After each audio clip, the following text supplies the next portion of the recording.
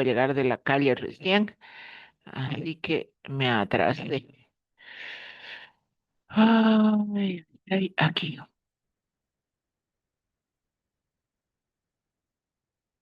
Ya. Nos habíamos quedado un poco, habíamos visto la parte de la glucólisis, pero hoy continuamos con ya un poquito más de detalle. La glucólisis, o como también se conoce como la vía de Ender-Meyerhof, en honor a su descubridor, es una vía importante porque nos permite obtener energía en ausencia de oxígeno, o como dicen en disminución, no en ausencia total. Esta vía metabólica es una vía de tipo bioenergética exergónica o liberadora de energía.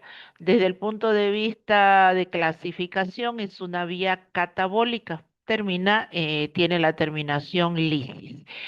Tiene como sustrato inicial a la glucosa y genera como producto o tiene una secuencia de 10 reacciones aproximadamente en las que se obtiene como producto dos, fíjense ahí claro, dice dos moléculas de piruvato con la generación neta, simplemente hasta cuando se forma el piruvato de dos moléculas de ATP equivalente reductor como NAT.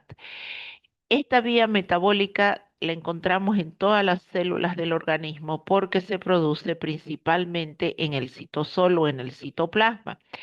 Como habíamos establecido, es una vía de producción, dice, de energía de urgencia en el momento de que presenta disminución de oxígeno. Los eritrocitos, al carecer de mitocondria, hablando de una segunda parte, se lleva efecto en la mitocondria, ¿no? La primera fase se lleva a cabo en el citosol. Al carecer de mitocondrias, tienen una glucólisis de tipo anaeróbica, paradójicamente de lo que esperáramos debido a que la glucólisis digamos, la glucólisis provee energía a nuestras células. Esta glucólisis se puede dar en presencia y en ausencia de oxígeno. Y paradójicamente de lo que le pensábamos, le decía, a pesar de que los glóbulos rojos llevan oxígeno, transportan oxígeno, nosotros esperaríamos que la glucólisis sea una vía de tipo aeróbica y cuyo producto, el piruvato, se convierte en acetilcoenzima A y la acetilcoenzima A ingresa al ciclo de Krebs. Lamentablemente, las enzimas del ciclo de Krebs se encuentran en la matriz mitocondrial y eso no es posible, ya que los glóbulos rojos carecen de mitocondria. Entonces, la glucólisis que se produce en los glóbulos rojos es de tipo anaeróbica. ¿Por qué? Porque no hay mitocondria en los glóbulos rojos. El músculo esquelético, cuando nosotros hablamos de músculo esquelético, es el principal proveedor de energía, a través obviamente de un proceso de degradación que lo vamos a ver anexado con la glucogenólisis. El encéfalo. El encéfalo hace uso aproximadamente, esto tomado una bibliografía, de 120 gramos por día como principal combustible a la glucosa. De ahí se constituye un ente primordial para el buen funcionamiento. La glucólisis también, dice, da lugar a productos intermedios como el 2,3-difosfoglicerato. El 2,3-difosfoglicerato se conoce como un efector alostérico que favorece en el momento cuando el cuerpo alcanza alturas extremas. Si nosotros nos vamos al Alto de la Paz, por ejemplo, este compuesto favorece que la hemoglobina atrape la mayor cantidad de oxígeno posible. De ahí por eso se habla que es un efector alostérico. También ayuda el metabolismo de la fructosa y de la galactosa. La glucólisis entonces está establecida en dos etapas. Una fase A, si quieren llamarla, en la fase A, donde hay un gasto energético, donde la célula gasta energía, miren ustedes, pero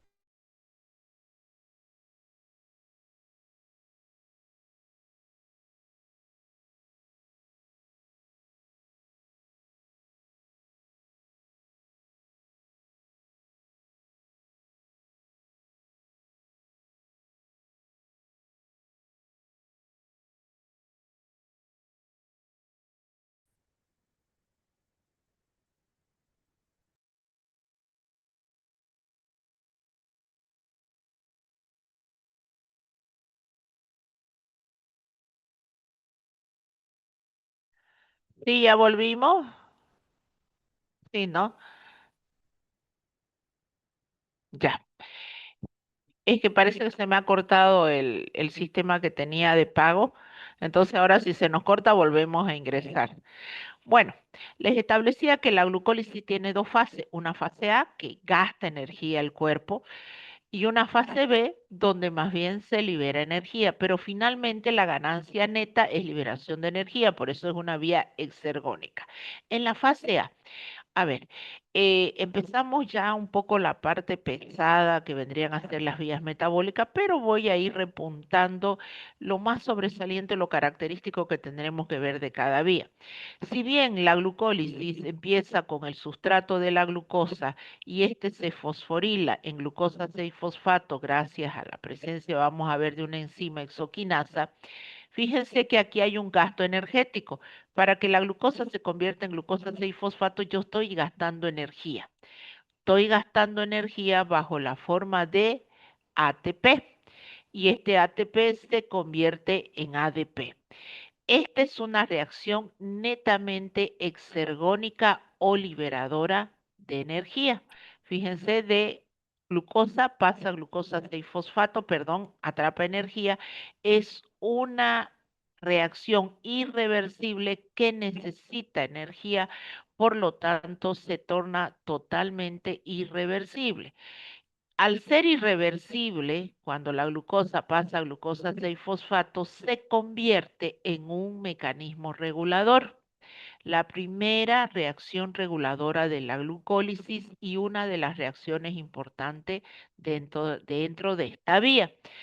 Después esa glucosa 6-fosfato se convierte en fructosa 6-fosfato reversible.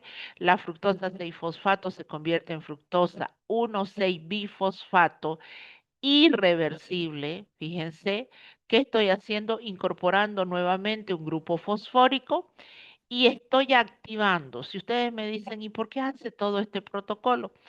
Lo que se pretende es que una molécula como la glucosa se fosforila dos veces incorporándoles ATP, mi célula gasta ATP y la convierte en una molécula altamente energética que finalmente se rompe. Sí, tenía 6 átomos de carbono. La glucosa cuando se parte genera dos triosas. Cada triosa tiene 3 carbonos. Fíjense aquí, entonces yo tengo dihidroxicetona y tengo gliceraldehído 3-fosfato. Estas dos son triosas. Si nosotros nos acordamos la tautomería de los hidratos de carbono, las aldosas se convierten en cetosa y las cetosas se convierten en aldosa. Eso me lleva a que ambas siguen el mismo camino. Hasta aquí era un solo camino. A partir que la glucosa se parte en dos triosas, cada triosa sigue el mismo camino. Entonces hagamos un balance. Hasta aquí, ¿cuántas moléculas de ATP gastó mi cuerpo? Dos moléculas de ATP, dos. En esta reacción irreversible, glucosa entre glucosa 6-fosfato, primera reacción importante de la glucólisis reguladora. La segunda, la fructosa 6-fosfato se convierte en fructosa 1,6-bifosfato, segunda reacción importante. A su vez, cuando se rompen las triosas, entramos, o cuando se rompe la glucosa en dos triosas, entramos en la fase 2. La fase 2 empieza ya sea con el gliceraldehído o dihidroxicetona mediante una deshidrogenación. En las deshidrogenaciones, ¿quiénes participan? Las coenzimas nicotidamida adenindinucleótido y flavina adenindinucleótido. Cuando yo deshidrogeno, ¿qué quiere decir? Quito un sustrato hidrógeno. Entonces, quien se lleva el hidrógeno es la coenzima. En este caso se convierte en NAD hidrogenado. ¿Qué son los NAD hidrogenados? Los NAD hidrogenados son equivalentes reductores. ¿Para qué sirven los equivalentes reductores? Si ustedes se recuerdan, son alimentadores de la cadena respiratoria. Y la cadena respiratoria, ¿a quién se acopla? A la fosforilación oxidativa. Finalmente, un equivalente reductor, un NAT, ¿qué es? Es un cheque que me aporta dinero o me aporta, como habíamos dicho, el NAD, el equivalente reductor, que me aporta moléculas de ATP. Ya lo vimos en fosforilación oxidativa. Cada NAD me genera aproximadamente 3 moléculas de ATP. Bueno, sigamos. Entonces, entramos a, ya seguimos en la fase 2, se convertía en 1,3-difosfoglicerato, este a su vez en 3-glicerato, y aquí que tenemos la primera liberación de molécula de ATP. Pero como son dos caminos idénticos, aquí hay dos moléculas de ATP, estamos duplicando. A su vez, el 3-fosfoglicerato se convierte en 2-fosfoglicerato y este 2-fosfoglicerato se convierte en fosfenol piruvato. Finalmente, el fosfenol piruvato se convierte en piruvato. Esta reacción que aquí lamentablemente se les ha ido la flecha es irreversible. El fosfenol piruvato se convierte en piruvato mediante también una liberación de molécula de ATP, siendo altamente irreversible. Acá tenemos dos, son 4 moléculas de ATP que se están generando, se están liberando, más 2 que habíamos gastado, la ganancia neta de 2 moléculas de ATP. Hasta ese paso nomás, hasta piruvato. A su vez, el piruvato. El piruvato se considera una encrucijada metabólica. ¿Por qué? Porque el piruvato puede seguir una vía aeróbica y se convierte en acetilcoenzima A, totalmente irreversible. El acetilcoenzima A es la puerta de entrada al ciclo de Krebs. A su vez, este piruvato, en medio anaeróbico, su producto sería lactato. Este lactato, sin embargo, puede convertirse en piruvato.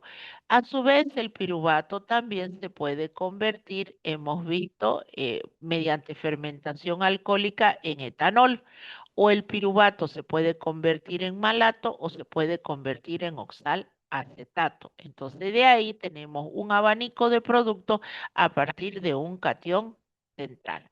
Entonces veamos ahora un poco, no esto no con el ánimo de asustarlo, pero es lo mismo que acabamos de ver, solamente que generalmente la bibliografía lo suele expresar más de esta forma, para que ustedes vean los compuestos químicos, pero sin asustarse, simplemente miren la vía y digan, a ver, esta es irreversible, es reguladora de la vía. La glucosa se convierte en glucosa 6-fosfato, listo.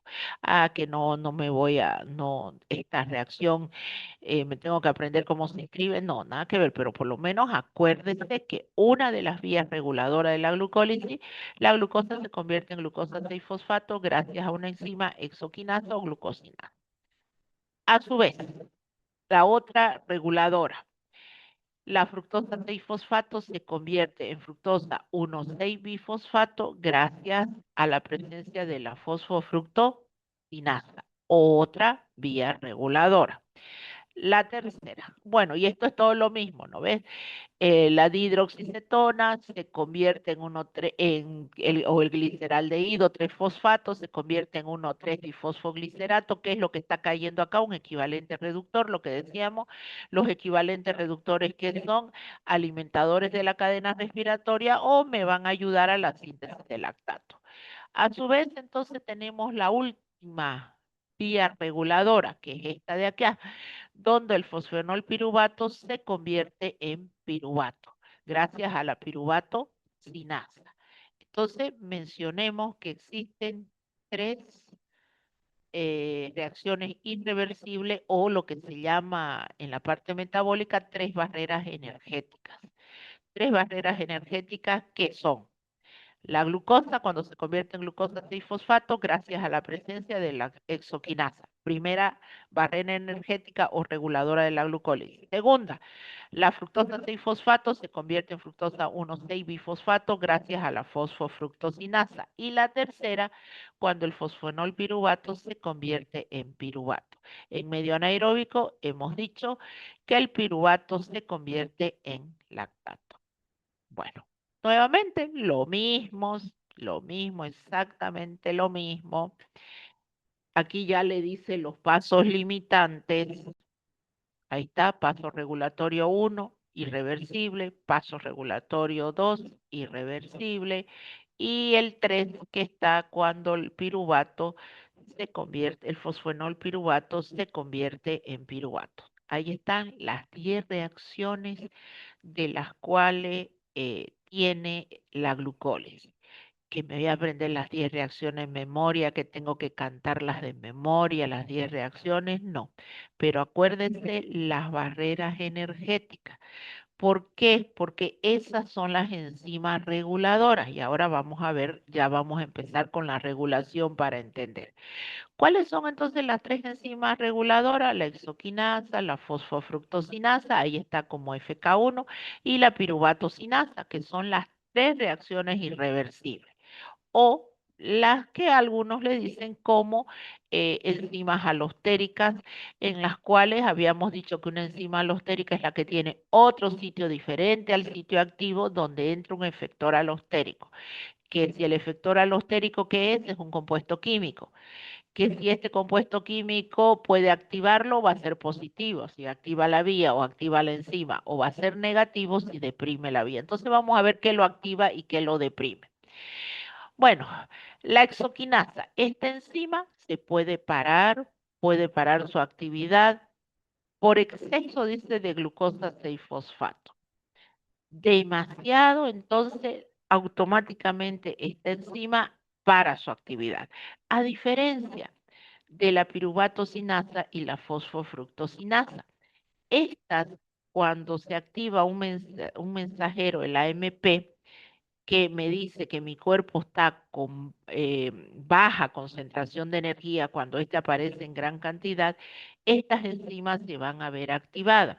Así también, al revés, una concentración ya muy elevada de ATP que le dice a mis enzimas que pare la vía. Basta, ya no más energía, hemos cubierto nuestras necesidades energéticas. ¿Y por qué el ATP? Porque el ATP pues es la producción. ¿Para qué para qué la vía de la glucólisis? Para obtener la energía. ¿Y quién es nuestro nivel energético? El ATP. Bueno, y aquí un resumen. Fíjense, la exoquinasa, en realidad su inhibidor, activador ninguno en particular, la glucosa 6-fosfato y el ATP. La fosfofructosinasa, obviamente un activador, la fructosa 2,6-bifosfato, el sustrato, pues si no hay el sustrato, obvio que la enzima no va a tener sobre quién actuar, un AMP, un mensajero, inhibidores, el citrato. El citrato, este citrato pertenece al ciclo de Krebs. Entonces, cuando aparece en gran cantidad del citrato, automáticamente a esta enzima, la inhibe, igual que el ATP.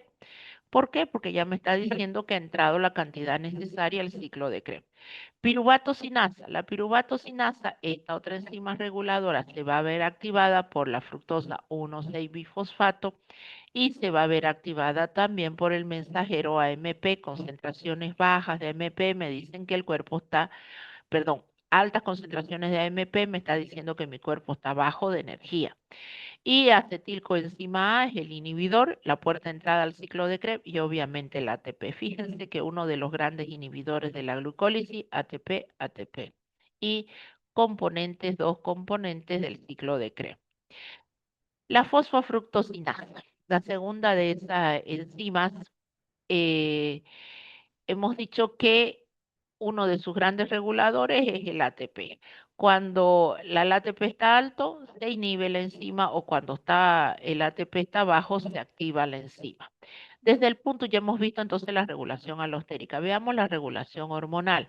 La insulina bien sabemos nosotros, mejor que nada ustedes, que es segregada por las células betas del páncreas. Esta insulina favorece justamente el proceso de la glucólisis, estimula la síntesis de glucógeno, tanto en los lugares donde se encuentra este glucógeno como es el músculo y el hígado, pero eso me va a llevar a suprimir la síntesis de un hidrato de carbono, que eso se llama gluconeogénesis. Y obviamente que favorece la entrada de la glucosa a nuestras células. A diferencia del glucagón, el glucagón tiene su actividad principal a nivel del hígado y va a estimular la degradación del glucógeno.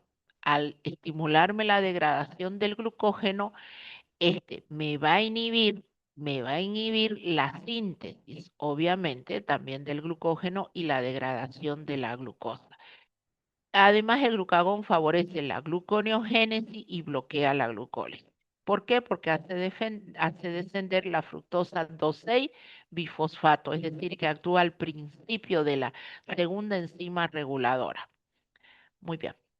Hasta ahí entonces hemos visto regulación de las enzimas, sus inhibidores, sus activadores de las enzimas alostéricas y hemos visto la regulación hormonal. Lamentablemente, por lo menos lo básico tengo que saber eso, cómo se regula la vía desde el punto de vista de sus enzimas alostéricas y desde el punto de vista hormonal. Una vez que hemos convertido el piruvato, hemos llegado a piruvato en medio aeróbico, para que no nos perdamos esto. En medio aeróbico, el piruvato se convierte en acetilcoenzima A. Y acetilcoenzima A es la puerta de entrada al ciclo de Krebs. Pues muy bien, a eso vamos ahora. Resulta que la acetilcoenzima A, al igual que el piruvato, se considera una encrucijada metabólica. Esta acetilcoenzima A yo la puedo obtener a partir de productos oxidativos, de carbohidratos, de lípidos y de proteínas. De carbohidratos mediante la vía de la glucólisis, de grasas mediante la vía de la lipólisis y desaminación y transaminación de lo que vienen a ser las proteínas. A su vez, el acetilcoenzima A no solamente me sirve para que entre el ciclo de Krebs, por eso se considera encrucijada metabólica, igual que el piruvato, ¿no ves? El piruvato o se convertía en acetilcoenzima A, se convertía en oxalacetato, se convertía en malato, se convertía en alcohol, etcétera, pero, o en lactato, por eso se considera encrucijada metabólica. El acetilcoenzima A lo mismo, el acetilcoenzima A puede generar cuerpos cetónicos, puede sintetizar ácidos grasos, entrar al ciclo de Krebs o sintetizar colesterol. Entonces, ¿cuáles pueden ser los productos de la acetilcoenzima A? Aquí los tienen. ¿Por qué se considera una encrucijada metabólica? Porque a partir de este compuesto yo obtengo muchos otros. Muy bien. ¿Cómo hace? Ahora viene el detalle acá. La descarboxilación oxidativa del piruvato. El piruvato, para que entre al ciclo de Krebs, se tiene que convertir en acetilcoenzima A. Pareciera una simple reacción, sencillita. Como uno decir, sí, el piruvato se convierte en acetilcoenzima A, listo. Lamentablemente, este paso en que el piruvato se tenga que convertir en acetilcoenzima A participa un sistema multienzimático caracterizado por ser una reacción altamente exergónica donde yo no voy a tener un proceso reversible, es netamente irreversible, lo cual me está diciendo o me permite explicar por qué los hidratos de carbono se convierten en grasa. ¿Por qué nosotros siempre decimos, cuando consumo mucho hidrato de carbono y mis células han generado energía y mis células han sintetizado su reserva energética bajo la forma de glucógeno, se convierten en grasa después? Obviamente, quién hace posible eso? Esta reacción.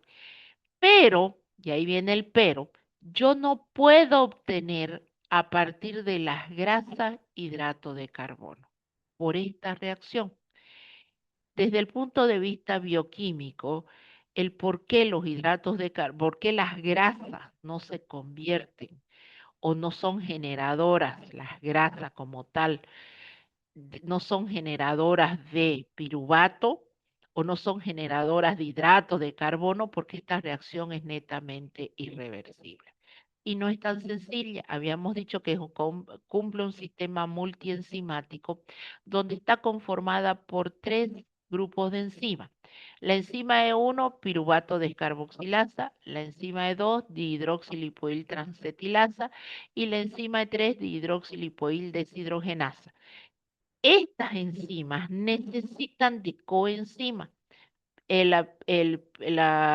pirifosfato de tiamina, TPP, ácido lipoico, el famoso ácido lipoico, coenzima A para que activen esta segunda enzima y la coenzima FAT y NAT, remarcándose estas tres que tienen una connotación de tipo vitamínico. Por eso muchas veces se habla de personas que son faltos de energía, que se sienten cansados, etcétera, les recetan multivitamínicos. No se olviden que las vitaminas son precursores de las coenzimas. ¿Para qué? Mis hidratos de carbono entren al ciclo de Krebs, porque no hay otra manera, no hay. ¿Cómo entran los hidratos de carbono al ciclo de Krebs? Gracias a la descarboxilación oxidativa del piruvato. No hay otra forma. ¿Se acuerdan esta parte de aquí? Volvamos para atrás. Aquí está. Para que un hidrato de carbono entre al ciclo de Krebs a la puerta de entrada, el piruvato se tiene que descarboxilar. En este caso, los triglicéridos se degradan por beta oxidación y me generan acetilcoenzima A. Por ejemplo, un triglicérido es un glicerol con 3 ácidos grasos. Cada ácido graso me genera tanto acetilcoenzima A como carbonos tenga. Si es un ácido graso de 18 átomos de carbono, me va a generar directo 9 acetilcoenzima A. No hay ningún paso intermedio. Aquí no hay quien lo detenga. Y ni qué decir, las proteínas, tenemos los aminoácidos, se desaminan tras transaminación, desaminación, pues cae acetilcoenzima A o ciclo de Krebs. El limitante es aquí. Y no se olviden que nuestra fuente energética primaria es los hidratos de carbono. Entonces, cuando nosotros tenemos esa deficiencia enzimática, tenemos, perdón, esa deficiencia de vitaminas, tenemos la deficiencia de las coenzimas y obvio que se va a ver reflejado en la deficiencia de la actividad de estas enzimas. No existe, eh, en realidad, perdón, sí existe una patología en la cual hay a veces alteraciones de origen genético en las enzimas, no así de las coenzimas, donde nacen con una alteración en este sistema multienzimático, donde se refleja en un niño hipotónico, falto de energía, no levanta cabeza, no camina. Si bien es cierto, se da uno en 1 millón, creo, algo así la relación, pero sí existe, es de origen genético. Lamentablemente son de mal pronóstico, es decir, no llegan a buen término, porque es una persona que no puede cumplir sus funciones vitales por justamente falta de energía.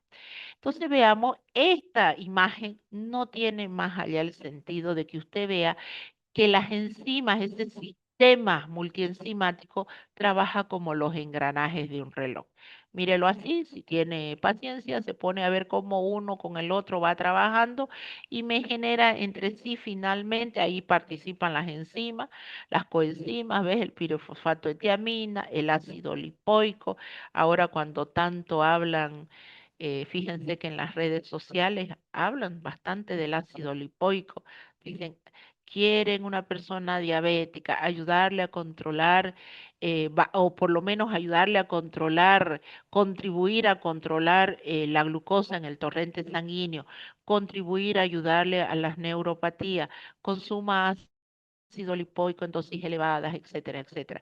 Y es por esto, porque el ácido lipoico se considera una coenzima importante, bueno, a más de las demás, parte de este engranaje del sistema multienzimático. Listo. Entonces, la descarboxilación. Ah, ¿y qué es descarboxilación? Aquí estamos. Fíjense que lo único que hemos hecho, quitar, que aquí no se ve, un carbono oxígeno 2 y hemos convertido el piruvato en acetilcoenzima A. Listo. Muy bien. Ciclo de Krebs. Entramos al ciclo de Krebs. Acetilcoenzima A, ya el hidrato de carbono, los lípidos no había problema, se convertían en acetilcoenzima A, las proteínas en acetilcoenzima A. acetilcoenzima A, la puerta de entrada del ciclo de Krebs. Esto ha sido reciente. Hasta hace unos años atrás se consideraba que el oxalacetato era el inicio del ciclo de Krebs. La acetilcoenzima A no se la consideraba como la iniciadora del ciclo de Krebs, sino el oxalacetato. Sin embargo, estudios recientes, ni bueno ni tan recientes, pero se ha demostrado que realmente el compuesto que me permite ingresar al ciclo de Krebs es la acetilcoenzima A y no el oxalacetato.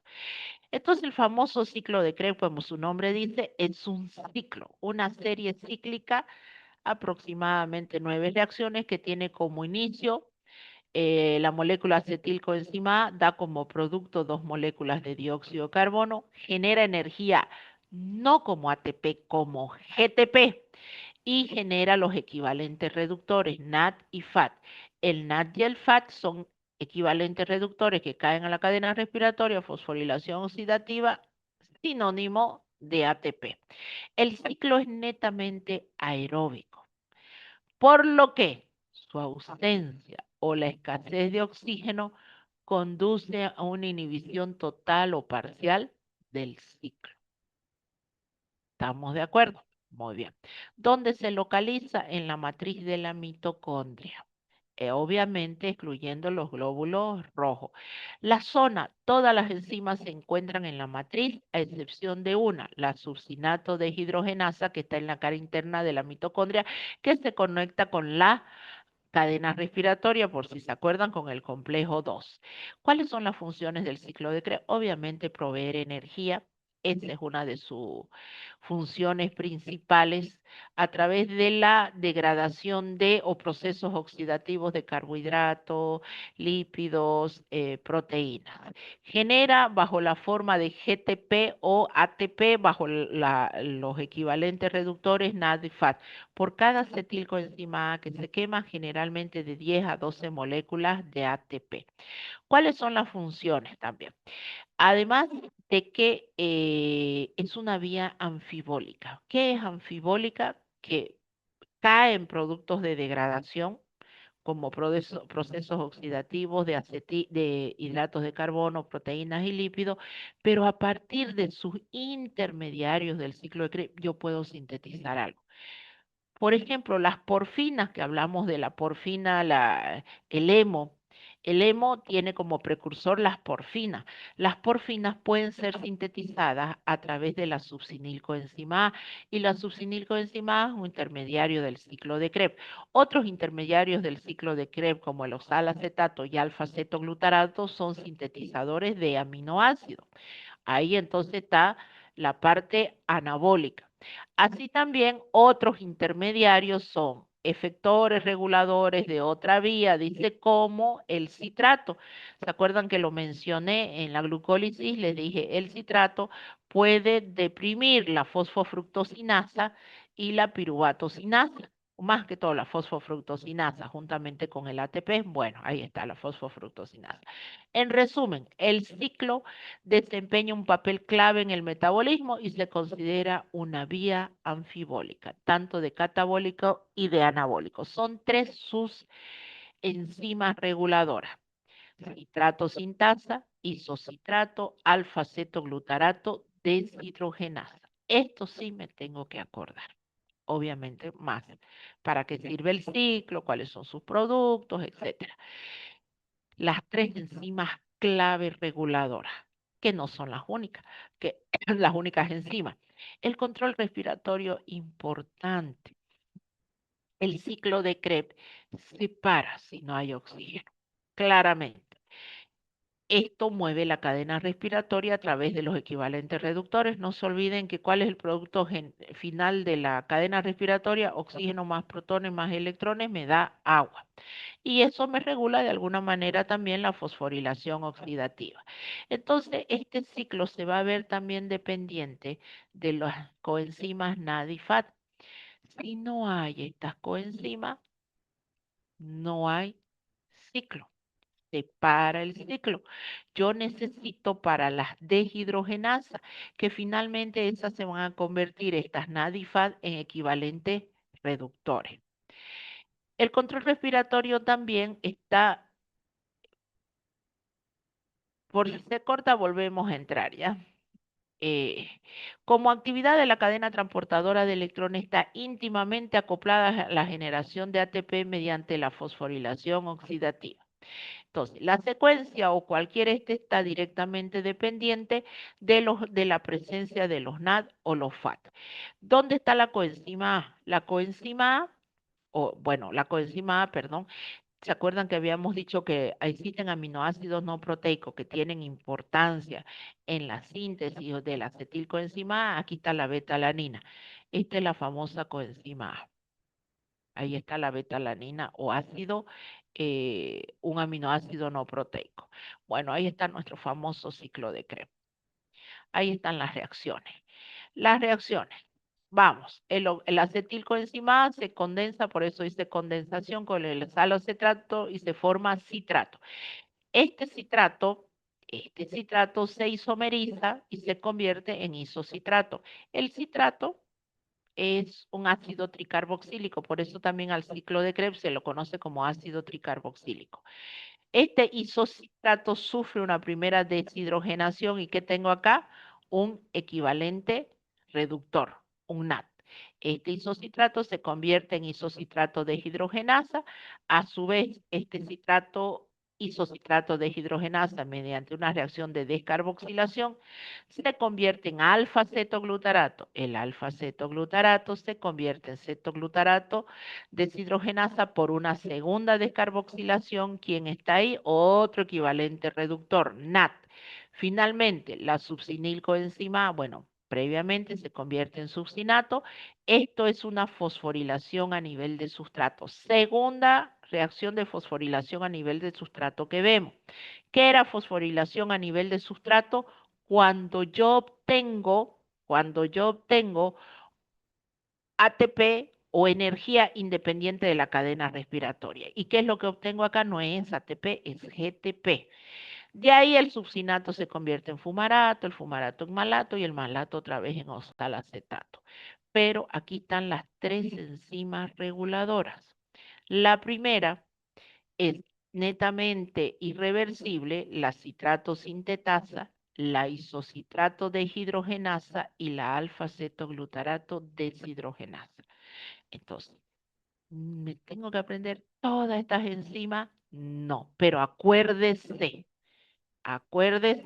las tres grandes enzimas reguladoras, que esas sí nos interesan. Acuérdese dónde están los equivalentes reductores, dónde está la fosforilación a nivel de sustrato. Y bueno, y aquí lo mismo. Es lo mismo, solamente que en vez de mostrarlo en forma de ciclo, en forma lineal. La ecuación final. La ecuación final me dice que la acetilcoenzima A, cada acetilcoenzima A para sufrir o entrar al ciclo de Krebs necesita 3 NAT, un FAT, un GDP, para dar como producto 2 dióxido de carbono, 3 NAT hidrogenado, un FAT hidrogenado y un GTP. Guanosin trifosfato. No obtengo ATP. Nuevamente, las mismas reacciones de otra manera para que usted lo vea. Este es el resumen general, cómo los equivalentes reductores caen a la cadena respiratoria se acopla a la fosforilación oxidativa y tengo ATP. Y nosotros venimos desde aquí, ¿no ves? Desde la glucólisis. Entonces vamos a la producción neta. La glucólisis me genera 8 moléculas de ATP. La descarboxilación oxidativa, 6 moléculas de ATP. El ciclo del ácido cítrico, 24 moléculas de ATP. Finalmente, la producción neta, 38 moléculas de ATP, aunque hay bibliografía que dicen 36 y 38. Y aquí veamos, cada NAD, cada NAD lo estamos viendo el balance completo, cada NAD me genera 3 moléculas de ATP. ¿Dónde lo vimos eso? En la fosforilación oxidativa. Cada FAT 2. ¿Se acuerdan que decía 2.5, 1.5? Pero no existen medias moléculas, entonces se redondea a 3 y se redondea a 2. La succinilcoenzima A, cuando pasa a succinato, es una fosforilación a nivel de sustratos independiente de la cadena respiratoria, entonces me generaba una molécula de ATP. Aquí tenemos otro equivalente, entonces si sumamos todo esto, da 12 moléculas de ATP. Alguna bibliografía que lo toma 2.5, 1.5 dice de 10 a 12 moléculas de ATP. En esta parte de lo que viene a ser el ciclo. Veamos la regulación o los inhibidores de las enzimas. Si nosotros nos vamos a las inhibiciones de a la inhibición del citrato sintetasa, la enzima reguladora, están inhibidas por la presencia de gran cantidad de equivalentes reductores, ATP, acilgrasocoenzima A, succinilcoenzima A, estos son los inhibidores. Pero fíjense que lo común en los tres que es NAD hidrogenado y ATP, NAD hidrogenado y ATP, NAD hidrogenado y ATP, ¿ok? Equivalentes reductores. ¿Qué quiere decir eso? Cuando yo tengo suficiente equivalente reductor, cuando tengo suficiente ATP, el ciclo va regulándose. Así de sencillo, no hay otro. Entonces, a las tres enzimas reguladoras que son citrato sintetasa, isocitrato deshidrogenasa, alfa-cetoglutarato deshidrogenasa, las tres tienen como inhibidores el ATP y los equivalentes reductores. Y otros productos, obviamente, que pueden inhibir. ¿Quiénes las activan? ¿Quiénes las activan? Por ejemplo, aquí un activador, la piruvato, la insulina y los canales de calcio. Aquí el ADP y acá los canales de calcio en la alfa-cetoglutarato deshidrogenasa. Principalmente los canales de calcio actúan a nivel muscular. Bueno, hasta ahí ciclo de Krebs. Vamos con lo último, ciclo de Cori. Si se nos corta, entramos un ratito para terminar el ciclo de Cori. Resulta que una vez que yo ya he generado a nivel de músculo una actividad energética excesiva y genero lactato, este lactato, que es el que provoca la macurca, no se puede quedar ahí. Tiene que salir del torrente sanguíneo, tiene que salir de la parte muscular, dirigirse al torrente sanguíneo e ir al hígado. Entonces, el ciclo de Cori no es más que el ciclo en el cual a nivel muscular la glucosa que está presente en el músculo, ya sea por una glucólisis anaeróbica, se convierte en piruvato, perdón, en una glucólisis anaeróbica, el piruvato se convierte en lactato, este lactato pasa por el torrente sanguíneo, se dirige al hígado, el lactato, como es una reacción reversible, se convierte en piruvato y el piruvato, mediante una vía de gluconeogénesis, se convierte en glucosa nuevamente a nivel del hígado. El paso desde la glucosa, otra vez de músculo al hígado, se conoce como ciclo de Cori. Desvía la carga metabólica del músculo al hígado. El lactato se produce en el músculo en una actividad intensa de ejercicio intenso. Esto rellena, obviamente, favorece restablecer o originar a partir del lactato un compuesto hidrocarbonado como es la glucosa por la vía de la gluconeogénesis. Entonces ahí está el ciclo. Nuevamente, aquí en el músculo, el glucógeno libera la glucosa se convierte en 6-fosfato, este no puede salir al torrente sanguíneo, esta glucosa 6-fosfato se convierte en piruvato, el piruvato en lactato, sangre, hígado. Entonces, ¿cuáles son los órganos y tejidos involucrados en este proceso? Hígado, sangre y músculo. ¿De dónde parte? Parte del músculo y termina en el hígado. ¿Está bien? Bueno, espérenme un rato, todavía nos falta un poco. Que tenemos todavía. Tenemos tiempo todavía, pero es por si se corta. Ay, compartir. Ya.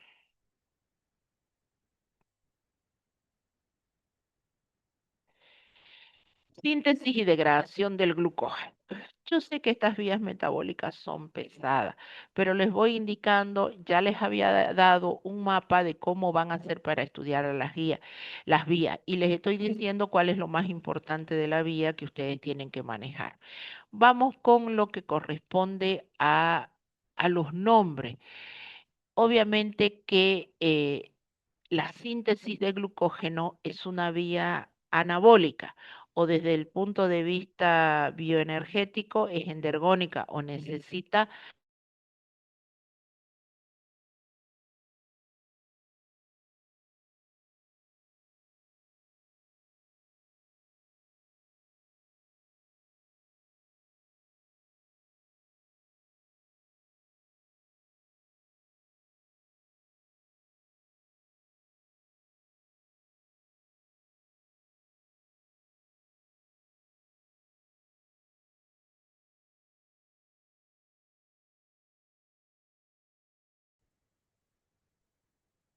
ya. Entonces les decía que esta vía, desde el punto de vista bioenergético, es endergónica, necesita energía. Entonces, glucógeno, en realidad glucogenogénesis, suena mejor que glucogénesis. Glucogenogénesis. La glucogenogénesis, de alguna manera, me permite reservar hidratos de carbono no solamente a nivel de músculo, sino a nivel de hígado. Entonces dice, luego de digerir y absorber los carbohidratos, se eleva la glucosa, obviamente, o la glicemia. Luego de que ésta se capta a nivel muscular, se satisface las demandas de energía y puede quedar glucosa disponible. En ese caso, nosotros vamos a tener que se va a sintetizar el glucógeno. El hígado forma glucógeno tardíamente, dice, ante estados recién de mayor actividad o mayor concentración de glucosa en sangre, obviamente. Eh, ¿Quién ayuda a esta síntesis? Es la insulina. Si nosotros comparamos la superficie del hígado y del músculo, glucógeno tenemos 75 gramos, calorías dice 300 a nivel del hígado, pero a nivel muscular, fíjense ustedes que la cantidad es 250 gramos. Sin embargo, quien alimenta la glicemia no es el músculo, es el hígado, y eso debido a una deficiencia de una enzima. Entonces, la síntesis de glucógeno es un proceso, dice, muy veloz que se da a nivel de las células musculares en relación al glucógeno que se sintetiza a nivel de hígado. Obviamente porque la superficie también es mayor, mayor a nivel muscular que a nivel de hígado. ¿Y quien provee energía para que nosotros subamos gradas, para que caminemos, etcétera? Es nuestro glucógeno muscular, no así el glucógeno hepático. El glucógeno hepático provee la energía en momentos de ayuno. ¿Para quiénes? Para que mis células cardíacas, renales, del miocardio, etcétera, puedan funcionar.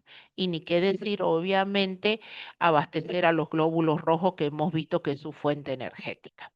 Entonces, cómo se sintetiza el glucógeno? El glucógeno parte de la glucosa, ya sabemos, para que un hidrato de carbono entre una vía metabólica se tiene que fosforilar. Glucosa otra vez en glucosa de fosfato, parecida. Usted dirá, ay, pero igual que la glucólisis es muy parecido. En este caso, la glucosa 6-fosfato que se forma en este proceso otra vez es irreversible. Mírenla. Gracias a la presencia de la hexoquinasa o glucosinasa, dependiendo la avidez de estas enzimas por estos sustratos. Después la glucosa 6-fosfato se convierte, gracias a una fosfoglucomutasa, en glucosa 1-fosfato. Esta glucosa 1-fosfato se activa metabólicamente a través de un uridín trifosfato y se convierte en uridín difosfato glucosa gracias a una pirofosforilasa, segunda enzima limitante. Solamente para que una glucosa entre a formar parte de una estructura preformada de glucógeno como esta, yo necesito que la glucosa esté activada como uridín trifosfato, si no, no ingresa. De ahí viene una de las grandes enzimas importantes, reguladoras, pero fundamental en esta vía de la glucogenogénesis, que es la glucógeno-sintetasa. La glucógeno-sintetasa lleva a la glucosa activada bajo la forma de uridín difosfato a la estructura preformada y la va uniendo en enlaces alfa 1,4. Cuando ya hay una porción de muchas glucosas en uniones alfa 1,4, empieza esta enzima, que es la glucotransferasa, empieza a sacar porciones y va formando las uniones alfa 1,6. No se olviden que el glucógeno era muy parecido a la amilopectina del almidón. Tiene uniones alfa 1,4 y uniones alfa 1,6. Las alfa 1,6 son esas que le dan las ramificaciones primarias y secundarias. Entonces, si nosotros miramos en la glucogenogénesis, aquí hay una irreversible, pero la enzima primordial es la glucógeno sintetasa. La glucogenólisis. La glucogenólisis es la degradación del glucógeno. Obviamente que se va a activar cuando haya una necesidad de energía tanto a nivel de músculo como a nivel de sangre. Hemos dicho quien alimenta la glicemia es el glucógeno hepático, debido a que la glucosa 6-fosfatasa no está presente, la enzima esa no está presente dentro de los músculos. Entonces, vamos a ver que existen hormonas como la adrenalina, que favorece la glucogenólisis, y la que inactiva la glucogenólisis es la insulina. Muy bien, sin embargo, en el hígado la presencia de la glucosa 6-fosfatasa hace posible que se arranque de la glucosa el grupo fosfórico, automáticamente la glucosa pasa al torrente sanguíneo y me permite que ésta cumpla las necesidades energéticas. ¿Quién potencia principalmente a este nivel? El glucagón en estado de ayuno, y obviamente la adrenalina también, y nuevamente es inhibida por la insulina. Veamos entonces la glucogenólisis. Para romper ahora, ¿qué voy a necesitar? Una fosforilasa. Este es ahora el glucógeno. Ahora, el anterior era formar glucógeno. Ahora quiero sacar la glucosa del glucógeno, glucogenólisis. Entonces rompo esta estructura, la rompo, voy cortando. ¿Quién corta? Es una enzima grande dimérica que se llama fosforilasa. Va liberando la glucosa como glucosa 1-fosfato, pero a mi cuerpo no le sirve la glucosa 1-fosfato, le sirve la glucosa 6-fosfato. Entonces lo que hace es isomerizarse. Esta glucosa 6-fosfato ahora migra y es la que finalmente, gracias a la glucosa 6-fosfatasa, arranca el grupo fosfórico y pasa a la sangre cuando estamos hablando del hígado. Pero cuando no existe la glucosa 6-fosfatasa a nivel solamente, esto a nivel de músculo, se queda como glucosa 6-fosfato. Y así alimenta a la glucólisis. Y a nivel de músculo, la glucólisis me genera lactato. Entonces, ¿cuál es la enzima? Y bueno, y de aquí resulta que la fosforilasa, esta es grande, es una molécula grande, es una enzima grande. Cuando llega a este nivel, ella no puede ingresar. No se olviden que el sitio activo es un sitio pequeñito dentro de toda la enzima. No puede ingresar a este nivel. Entonces tiene que existir una enzima, amilo 1,6 glucosidasa, y más que todo es desramificante, una enzima desramificante que corta esta porción, la corta y la transfiere a otro lado, favoreciendo entonces nuevamente que se vaya liberando todas las glucosas.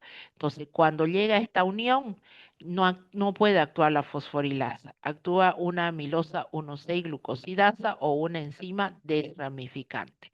Entonces, las dos enzimas grandes reguladoras del metabolismo del glucógeno está la glucógeno sintetasa en la síntesis y la glucógeno fosforilasa al inicio, que participa en la degradación. ¿Cuáles son las hormonas reguladoras?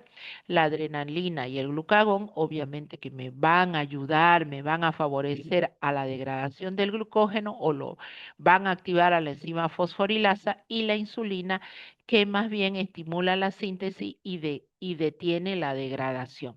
Nuevamente, en la abundancia, cuando hay demasiado, actúa la insulina. En la escasez, ¿quién actúa? El glucagón, porque favorece la degradación. Y en un proceso de estrés del cuerpo, ¿quién actúa? La hormona, la adrenalina. Entonces, nuevamente, hay un resumen de cómo las hormonas actúan sobre la degradación del glucógeno. Las enfermedades, ya para terminar, las enfermedades del glucógeno. Las enfermedades del glucógeno, las alteraciones del metabolismo, de la degradación y síntesis del glucógeno son de origen genético, porque está directamente relacionada con la síntesis de enzimas. Por ejemplo, hay como, son, a ver, 9, 8, 9, 10 patologías relacionadas con la síntesis y degradación del glucógeno. Yo se los voy a dejar esto para lectura porque necesitan tenerla la vía metabólica al lado, ir mirando y ir comparando. Por ejemplo, se conoce como enfermedad de Boncriet cuando hay enzima deficiente de la glucosa 6-fosfatasa. Imagínense que el hígado no tiene la enzima glucosa 6-fosfatasa. Quiere decir, ¿qué pasa en estado de ayuno? ¿Qué va a ocurrir cuando no le damos la glucosa? Si cuando no le damos el hidrato de carbono a nuestro cuerpo cuando estamos durmiendo, nuestro glucógeno hepático empieza a darle energía a nuestras células para cumplir las funciones vitales. En este caso vamos a tener acumulación de glucógeno en el hígado, en el riñón, que es donde se encuentra, hipoglicemia. Acidosis láctica, obviamente vamos a buscar esa vía alterna. Hiperuricemia, vamos a tratar de obtener energía a través de las proteínas. Hiperlipidemia, a través de los lípidos y una cetosis. Entonces, para ir estudiando cada uno de estos, vaya agarrando la vía metabólica y mírela. A ver, ¿dónde actúa? Fosforilasa a nivel de músculo. Acumulación. Si no hay la fosforilasa, no hay quien rompa el glucógeno al nivel de músculo, ¿qué vamos a tener? Acumulación de glucógeno a nivel de músculo, debilidad, no van a tener nuestros músculos fuerza, calambre, reducción de producción de lactato durante el ejercicio, etcétera. Se van dando cuenta, entonces van a ir mirando, esto yo se lo voy a dejar para que lo lean, van a ir mirando dónde está esta enzima y qué le puede ocasionar, qué síntomas puede tener la deficiencia de esta enzima en la vía metabólica. Bueno, listo, y esto es lo mismo en resumen. Ahí me quedo, gluconeogénesis y unas pocas vías que nos faltan, si podemos las vemos el día sábado para concluir todo lo del tercer parcial. Vayan pensando en la fecha del tercer parcial, que no pase del 10 más o menos, o 12 de noviembre, porque las notas tenemos que meter la primera semana de diciembre, por favor. Hasta la primera de diciembre tienen que entrar las notas. Y nos vemos este sábado en el examen de laboratorio. Bueno, chicos, los dejo. Vayan. Gracias. Hasta luego.